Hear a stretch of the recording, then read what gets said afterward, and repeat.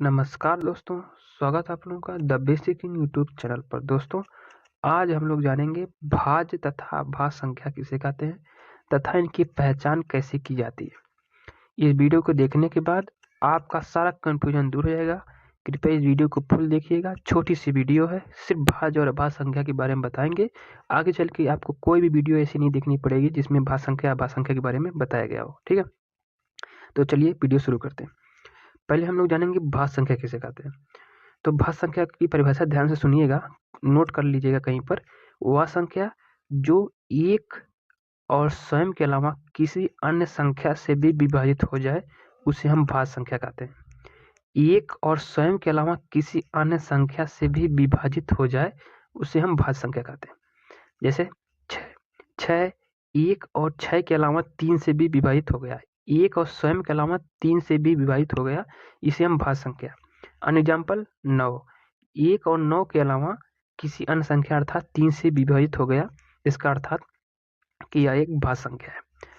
कोई other example लेते हैं, जैसे 15 को हम 1 और 15 के अलावा 3 और 5 से भी विभाजित करते हैं।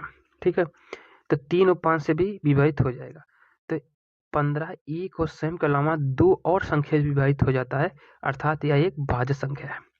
चलिए अब जानते हैं अभाज्य संख्या किसे कहते हैं। भाज्य संख्या आपको समझ में आ गया कि एक और स्वयं के अलावा कोई अन्य संख्या से भी कटे तो वह भाज्य संख्या कहलाता है। अभाज्य संख्या एक और स्वयं के अलावा किसी अन्य से ना विभाजित हो, एक और स्वयं के अलावा किसी अन्य संख्या से विभाजित ना हो, इसी को हम अभाज्य संख्या कहते हैं। जैसे 3 एक और 3 के अलावा किसी अन्य संख्या से विभाजित नहीं हो सकती, तो 3 एक अभाज्य संख्या है। जैसे 2 एक और 2 के अलावा किसी अन्य संख्या से विभाजित होगा ही नहीं, इसलिए 2 क्या है, अभाज्य संख्या। सबसे छोटा अभाज्य संख्या 2 है। ठीक है, तो 2 से ही अभाज्य संख्या की शुरुआत होती है। भाज्य संख्या अभाज्य संख्या आपको अंतर समझ में आ गया कि भाज्य संख्या किसे कहते हैं, अभाज्य संख्या किसे कहते हैं। जो एक और स्वयं के अलावा किसी अन्य से विभाजित हो जाए उसे हम भाज्य संख्या कहेंगे, जो एक और स्वयं के अलावा किसी अन्य संख्या से विभाजित ना हो उसे हम अभाज्य संख्या कहेंगे।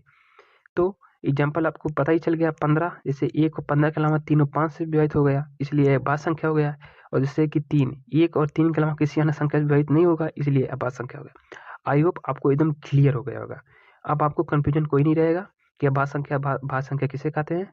इसको अच्छे से देखिएगा, नोट्स बना लीजिएगा। चलिए वीडियो को समाप्त करते हैं। धन्यवाद।